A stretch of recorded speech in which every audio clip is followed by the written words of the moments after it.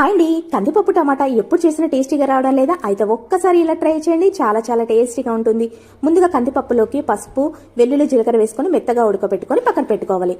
మళ్ళీ స్టవ్ పై కడాయి పెట్టుకొని ఇందులోకి ఆయిల్ తీసుకొని పోపు దినుసులు ఇవి చిటపటలాడిన తర్వాత ఉల్లిపాయ ముక్కలు, పచ్చిమిర్చి, వెల్లుల్లి, కరివేపాకు, మెంతి అనేది మనకు పోపులో ఎక్కువగా ఫ్రై అయితేనే పప్పు అనేది చేదు రాకుండా ఉంటుందండి, ఖచ్చితంగా గుర్తుంచుకోండి.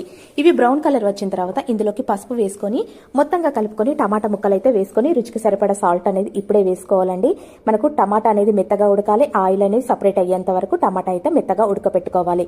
ఇలా మెత్తగా అయిన దాంట్లోకి కందిపప్పు ఉడకపెట్టుకుంది కదండి, అది కూడా వేసుకొని ఒక 5 నిమిషాల పాటు ఫ్రై చేసుకోవాలి. ఇలా 5 నిమిషాల తర్వాత మనము ఇందులోకి వాటర్ వేసుకొని కరివేపాకు, కొత్తిమీర వేసుకొని ఇంకొక 10 నిమిషాలు మరగపెట్టేసుకుంటే సరిపోతుందండి. అంతే అండి, టేస్టీ కందిపప్పు టమాటా అయితే ప్రిపేర్ అయిపోయింది. మీకు నచ్చితే లైక్, షేర్, సబ్స్క్రైబ్. నెక్స్ట్ వీడియోలో కలుస్తాను.